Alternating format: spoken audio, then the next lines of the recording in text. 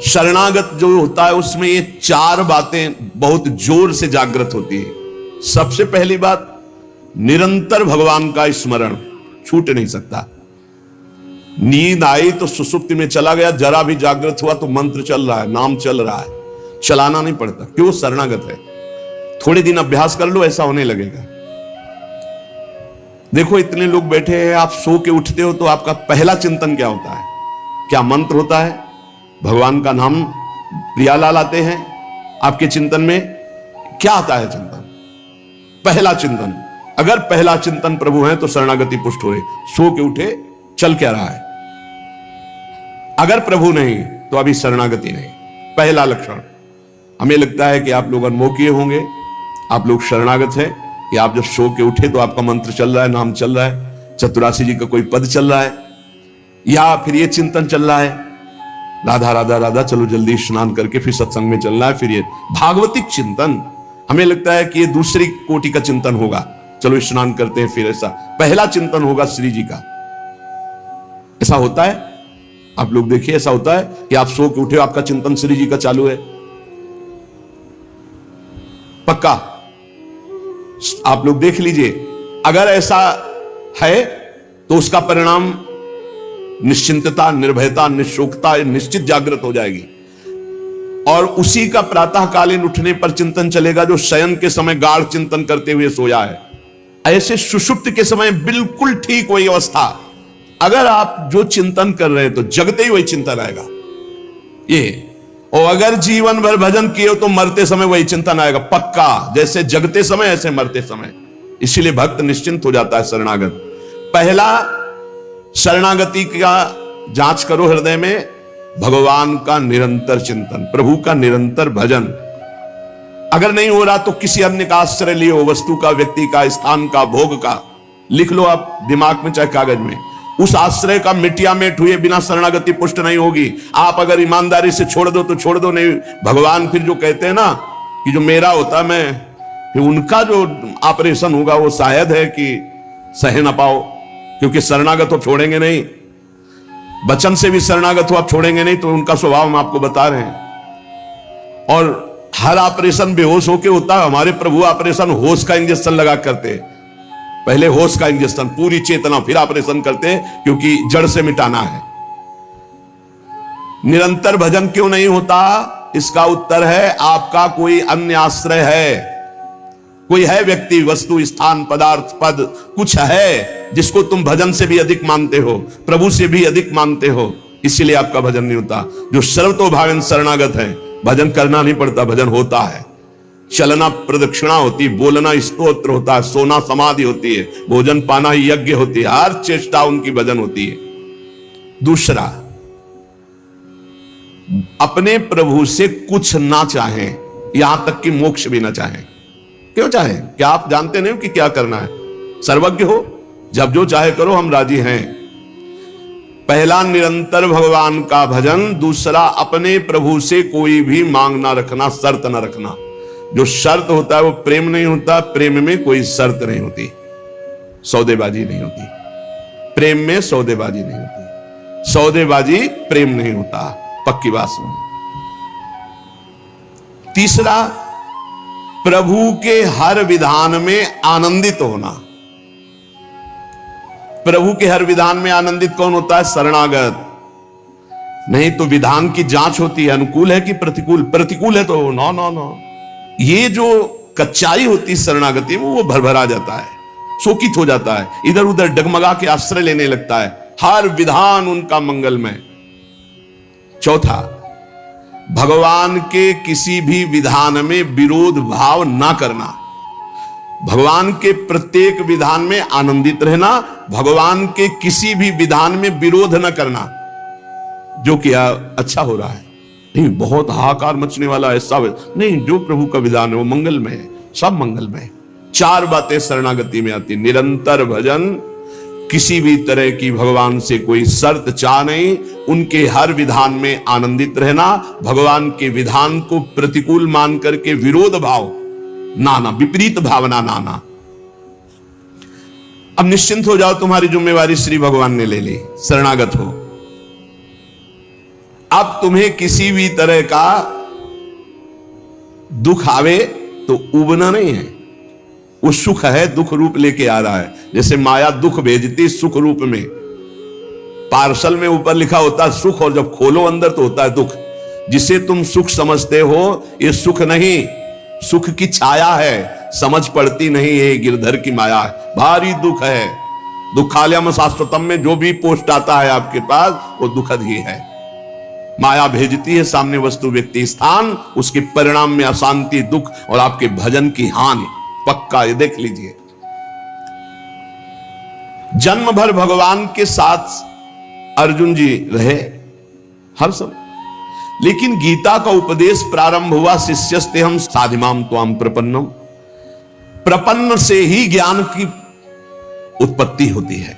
जो भगवान की शरणागति, उसी से शुद्ध ज्ञान होता है। तब तक भगवान अंदर बैठे हैं, ज्ञान प्रकाशित नहीं करेंगे। जैसे अर्जुन जी के साथ रहते हुए गीता को उपदेश कब दिया? जब अर्जुन जी ने कहा शिष्यस्ते हम साधिमाम त्वाम प्रपन्नम, मैं आपका शिष्य हूं, आपका शरणागत हूं, आप मुझे ज्ञान। भगवान गीता जी, ज्ञान का फल क्या हुआ? बोले नष्टो मोहा स्मृतिर्लब्धा तत्प्रसादान्मयाच्युता, मोह का नाश हो गया, स्मृति जागृत हो गई आपके कृपा प्रसाद से, हे गोविंद हे अच्युत। तो इसी प्रकार हमारे अंदर भी सब ज्ञान जागृत हो जाएगा, पहले हम भगवान की शरणागत हो। त्वाम प्रपन्नम, भगवान का सर्व समर्पण भाव ही सब दिव्यताएं जागृत करता है। भगवान के प्रति जितना समर्पित होते जाओगे उतने दिव्य ज्ञान होता चला जाएगा, और जो चीजें आपकी दुर्गति कराने वाली वो सब भस्म होती चली जाएंगी। जब कुछ नष्ट होने लगे तो क्षोभ मत करना, वो नष्ट जरूरी था होना, ये बात दिमाग में बैठा लो। कुछ पकड़े मत रहना, क्योंकि भगवान को जो लगेगा वो हटा देंगे, वो नष्ट कर देंगे। जो वस्तु भगवान नष्ट करे तो जान लो परम मंगल विधान, ये वस्तु हमें भगवत प्राप्ति में बाधा पहुंचा देती, इसलिए भगवान ने उसे नष्ट कर दिया। भगवान को समर्पित वस्तु के नष्ट होने में तुम्हें क्यों जलन हुई? क्योंकि तुमने तो भगवान को अपना सर्वस्व मानकर समर्पित कर दिया। अब तुम्हारे पास अपना कहलाने के लिए सिर्फ भगवान है, और भगवान की सब वस्तु जब जो चाहे हटा ले, जब जो चाहे रख ले। जरा इस पर विचार करो। आप राजी हो शरणागत? आपके पास अपना कहने वाला शब्द केवल भगवान के लिए है, और जो भी कुछ आपके पास है वो सब भगवान का है। वो चाहे अभी बुला ले, चाहे वर्षों रखे, चाहे अभी नष्ट कर ले, चाहे और बढ़ा दे। क्या राजी हो इस बात में शरणागति पर? अंदर से देख लो, तुमने तो दे दिया भगवान को, और तुम्हारा था कब, और वो था कौन, तुम्हें पता है? नहीं पता। इसी अज्ञान का नाश करने के लिए पहले ये बात स्वीकार करो, अपना कहने के लिए हमारे पास अब एक बात रह गई है, प्रभु। हमारे पास जो कुछ है, शरीर मन प्राण आत्मा परिवार धन संपत्ति, सब प्रभु को दे दिया। शुभम तभी वास्तिता। अब जब प्रभु को दे दिया तो जब मन आवे तब ले ले। जैसे हम अपने घर की कोई वस्तु किसी को दे दिया, वो कह रहा है रखे रहो, हम ले लेंगे। अब जब कभी वो ले ले तो ईमानदारी से हमको दुख नहीं होना चाहिए, क्योंकि हमने उसको दे दिया। अब आप देख लीजिए, तुम जो भी करते हो वो मेरे को समर्पित कर दो। एक एक बात समझ लो। यहां यत करो से कहा है, ये करो ऐसा नहीं कहा। तुमसे जो भी हो रहा है तुम भगवान को समर्पित करो। पहला काम ये, हम शरण में जा रहे हैं, सर्वधर्मान परित्यज्य, हम भगवान की शरण की तरफ यात्रा कर रहे हैं। यत करोषि, ये तो सर्वाणि कर्माणि मयि सन्न्यस्य मत्पराः, मेरे परायण होकर सारे कर्म मेरे को समर्पित कर। क्या जाता है? तुम जो कर रहे हो, ऑफिस जा रहे हो, नौकरी कर रहे हो, किसानी कर रहे हो, व्यापार कर रहे हो, 8-10 घंटे जो कर रहे हो उसमें बीच बीच में भगवत स्मरण करो, और पूरे 8 घंटे भगवान को समर्पित कर दो। कितना बढ़िया साधना बन रही। और जब भगवान को समर्पित करने की बात रहेगी तो स्मृति रहेगी भगवान की। यत करोषि, तुम सारे के सारे कार्य मेरे को समर्पित कर दो। यत माने जो कर रहे हो। तो क्या उसमें पापाचरण भी होता है क्या? तो क्या भगवान के लक्ष्य रखने वाले उपासक में पाप वासना वाली बातें रहती क्या? इसका मतलब सत्संग सुना नहीं, इसका मतलब सतमार्ग में भी तुम्हारा प्रवेश नहीं हुआ। नहीं तो ये प्रश्न ही नहीं उठता कि भगवत मार्ग में चलने वाले का कदम कुमार्ग में चला जाएगा। भूल न दे ही कुमार्ग पाऊं, छोटी मोटी अगर कभी कोई त्रुटि गलती हुई तो पश्चाताप की अग्नि में भस्म हो जाता है। वो भगवान को समर्पित गंदे आचरण नहीं करता, वो प्रार्थना करता है, प्रभु ये त्रुटि हो गई हमसे, हे नाथ इसको संभाल दो, मेरे बस की बात नहीं। वो भी इस तरह से प्रार्थना पूर्वक समर्पित है। यत करोषि और यदर्शनासि, जो भी तुम्हारी जिह्वा में, रसेंद्री में जाए, पानी जाए, भोजन जाए, बिना भगवान को अर्पित किए नहीं जाना चाहिए। अभी शरणागति पुष्ट हो जाएगी। जो भी कार्य करो भगवत समर्पित करो। एक स्थिति आती है जहां भगवत समर्पित करना नहीं पड़ता, स्वयं होता रहता है। वो होता है तन, मन, वाणी और अहम, इनका समर्पण जिनका हो चुका है पूर्ण रूप से। अब उनका नहीं होता कृष्णार्पणमस्तु, ये तो प्रारंभिक, पर ये जब तक स्थिति नहीं है तब तक प्रारंभिक दशा में ही हो। हर समय भगवदाकार स्थिति, कौन किसको समर्पण करे, ये स्थिति जब तक नहीं तब तक सिद्ध बनने की कोशिश न करे। आचरण जैसा आज्ञा हो रही शास्त्र की वैसे चले तो स्थिति आ जाएगी। यदश्नाशी, बिना भगवान को अर्पित किए कुछ नहीं खाना। भगवान आदेश करें जो पा रहे हो वो मेरे को अर्पित करो पहले। यदि शुद्ध शरणागति प्राप्त करना है तो जो कर्म कर रहे हो पहले, ये तो सर्वाणि कर्माणि भगवान कह रहे हैं, यत् करोषि, जो कर रहे हो मेरे को अर्पित करो। जो खा रहे हो वो मेरे को अर्पित करो। कुछ भी ऐसा खाओ मती जो भगवान को अर्पित नहीं कर सकते, ऐसा करो मती जो भगवान को अर्पित नहीं कर सकते। यज्जुहोषि, अब जो भी तुम भागवतिक आचरण करते हो, हवन यज्ञ आदि, तो बोले हम तो हवन नहीं करते, हम तो यज्ञ नहीं करते। यज्ञानाम जप यज्ञोस्मि, यज्ञों में सबसे बड़ी यज्ञ है जप यज्ञ। तो आप जो ये जप यज्ञ कर रहे हैं ये भगवान को अर्पित करो। भगवान कह रहे हैं ददाशी, जो तुम दान देते हो, दूसरों की सेवा करते हो, उसके भोक्ता मत बनो, कर्ता मत बनो। कर्ता कैसे नहीं बनोगे?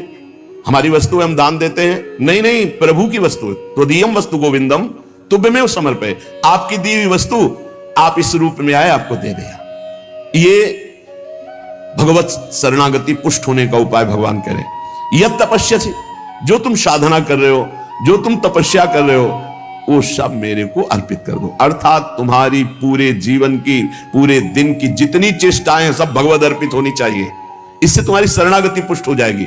यद करोषि यदस्नासि यज्जुहोषि ददासि यद तपस्यसि कौन्तेय तत्कुरुषु मदर्पणम, मेरे को अर्पित कर दो।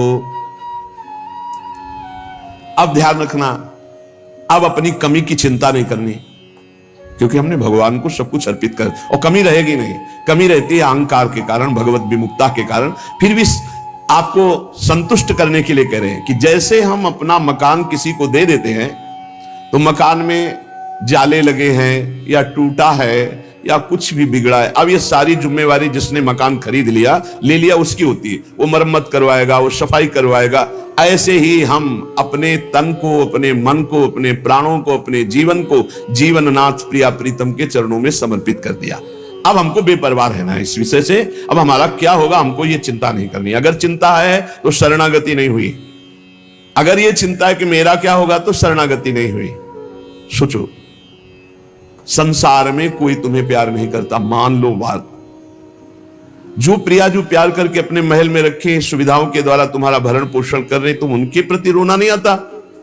उनके प्रति तुम्हें ये गुस्सा आता है कि ये प्रतिकूलता क्यों दे दी, हमारी ये अनुकूलता की बात थी, अनुकूलता क्यों नहीं दी? अरे जिनसे तुम अनुकूलता की आशा करते थे वो तो तुम्हें देखना नहीं चाहते, अंतर की बात तुम्हें बता रहे। और जिनको तुम कभी माने नहीं, जिनके लिए कभी कुछ किया नहीं, वो तुम्हें अहेतुकी प्यार से लबालब डुबो रहे, फिर भी तुम्हारे अंदर गुस्सा आता है प्रभु के प्रति। तुम हो कौन? अरे तुम भगवद अंश हो, भगवान के द्वारा शरीर दिया गया, भगवान के द्वारा सारी व्यवस्था दी गई, तुम्हारा अस्तित्व ही श्री भगवान है। समर्पित हो जाओ तो फिर चिंता भी खत्म हो जाएगी, सब कुछ उनकी कृपा से हो जाएगा। तुम चिंता मत करो, चिंतन करो। भगवान हमें मोक्ष दे दे, भगवान हमें स्वर्ग दे दे, भगवान हमें अनुकूलता दे दे, भगवान हमें अमुक वस्तु दे दे, ऐसा सोचने वाला समर्पण नहीं हुआ, अभी शरणागत नहीं हुआ। सर्व समर्पण में ये सोच ही नहीं रह जाती। जब तक अहंकार है तब तक समर्पण का नाटक है, समर्पण नहीं। अहंकार है वहां सर्व समर्पण नहीं है। इसीलिए ये सब प्रश्न और सब चिंताएं, शोक, इनकी गुंजाइश नहीं। शरणागत के पास कोई भी किसी भी तरह की चिंता और संशय वृत्ति नहीं रहती। सर्व समर्पण हो जाने पर अब जिम्मेवारी भगवान की है, हमारी नहीं। हमारा केवल कर्तव्य भगवान का आदेश पालन करना। वो आदेश करें अनन्यस चिंतयन्तो माम, केवल मेरा अनन्य चिंतन करो, माम अनन्यस चिंतन। जिस प्रकार पतिव्रता पत्नी पर पति का पूर्ण अधिकार होता है, उसी प्रकार पत्नी का पति के संपूर्ण वैभव पर भी अधिकार और गोत्र पर भी अधिकार। वही नाम, वही गोत्र, वही संपत्ति। जिसके जीवन में भगवान के प्रति समर्पण आ गया तो उसकी ठसक हो जाती। तुम किस गोत्र के हो? बोले अच्युत गोत्र, श्री हरिवंश सुगोत्र कुल, जो अपनी महिमा से कभी च्युत नहीं होते। उन हम भगवान के हैं। अब हमारा गोत्र, हमारी जाति, हमारा कुल भगवान है। और यही सिद्धांत परम सत्य है। एक माई आके बहुत रोई और कही जिंदगी हो गई, नौ दुर्गा पूरी रहती थी, रोज शंकर जी को जल चढ़ाती और रोती जा रही थी। और मतलब हो सकता है 65 वर्ष की, हमारे पति को ले लिया, हमारी पूरी श्रद्धा नष्ट हो गई, जीवन भर व्रत। और शरणागति को समझो भाई, बहुत आनंद आ जाएगा आपके पास। अगर आप भगवत मार्ग में चल रहे हैं, शरणागत हैं, तो आपके पास अपना कहने के लिए अब कुछ नहीं बचा, वो केवल श्री भगवान है। मेरे तो गिरधर गोपाल दूसरों न कोई। अब दूसरी जो कुछ भी है वस्तु, व्यक्ति, स्थान, वो गोविंद का है। जब चाहे गोविंद ले ले, जब चाहे बढ़ा दे, जब चाहे घटा दे, जब चाहे नष्ट कर दे। तुम्हें दुख नहीं होना चाहिए। अगर दुख होता है तो अभी शरणागत नहीं हो। कितनी ऊंची स्थिति शरणागत की है। अब जो जीवन में प्रभु का शरणागत है, उसका पहला लक्षण कि निरंतर स्मरण करता है, तो अंत काल में भगवान का स्मरण होगा। अभी आपको बताया, जो रात्रि में सोते समय स्मरण करता है, उसका परिणाम जागते समय वही स्मरण। जो जीवन भर स्मरण करता है तो अंतिम समय भगवत स्मरण होता है। और भगवान का वचन है, अंत काले च मामेव स्मरन मुक्त्वा कलेवरम यह प्रयात समद्भावम याति नास्त्यत्र संशयः। जो जीवन भर भजन करता है, उसका अंतिम समय भजन भगवान करवाते हैं, क्योंकि बड़ी दुखद स्थिति होती है। उस समय जब भगवत स्मरण करते हुए शरीर त्यागता है तो सीधे भगवान को प्राप्त हो जाता है। आपको कल चर्चा के प्रारंभ में बताया था, गीता वाटिका में अग्निकांड हुआ था। बड़ा भयावना था, इतना भयावना था कि सब अर्धरात्रि में सो रहे और 20 फूस की झोपड़ी बनी हुई थी। अखंड नाम कीर्तन 24 घंटे वाला, सालों। लगभग सब साधक मौनी थे जो उन कुटियाओं में सो रहे थे, 2-2, 4-4। अल्पाहार, मौन, कोई बिल्कुल फलाहार, सब दिव्य साधना में लगे। अब जब आग लगी थी, वस्त्र, ठाकुर जी, पाठ के ग्रंथ, चित्रपट सब जल गए थे, क्योंकि सब उपासक ही थे। जब भाई जी हाहाकार सुनाई दिया तो भी निकले। तो उनका जो भोग के लिए घी है वो लाओ, बूरा है वो लाओ, और जो जाज्वल्यमान अग्नि डलवा, भगवान पधारे। चित्रपट, सिंहासन में विराजमान विग्रह है, क्योंकि छोटे छोटे विग्रह साधकों के पास, ग्रंथ पाठ के सब फिर भाई जी ने मेरे भगवान इस रूप में आए। फिर साधकों को समझाया कि आपके अंदर बैठे हुए भगवान को अग्नि नहीं जला सकते, बाहर की लीला में खंडन मंडन होगा। आपने जो अंदर नाम चला रखा है, इस उपासना को कोई छू नहीं सकता। बाहर की उपासना में विघ्न पड़ेगा। बाहर की लीला एक अलग है, इसीलिए उपासक अंतर्मुखता पर प्रधानता रहे। अंतर्मुखता पर प्रधानता नहीं रहेगी, बोले हमारे भगवान गिर गए, कोई बहुत अनिष्ट होने वाला है, आग लग गई, कोई बहुत अनिष्ट। अरे अनिष्ट कैसे हो सकता है? मंगल भवन की शरण में अनिष्ट हो सकता है? बोले कोई विनाश लीला होगी। क्यों नहीं होगी? सृष्टि रचना लीला होती, पालन लीला होती, तो विनाश लीला होना कौन सा भयावा है भाई? 3 लीलाएं हैं तो भयावा क्या है इसमें? विनाश होगा तो क्या विनाश होगा? अविनाशी का विनाश नहीं हो सकता। विनाशी को बचना नहीं है तो आज है, नहीं तो कल विनाश तो होना ही है। क्या परेशानी है?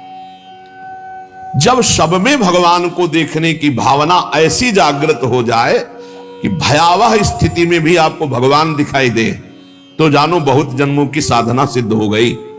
भाई जी ने बूरा और घी डलवाया, इसमें लिखा है बूरा और घी डलवाया। भगवान आए, भगवान आए।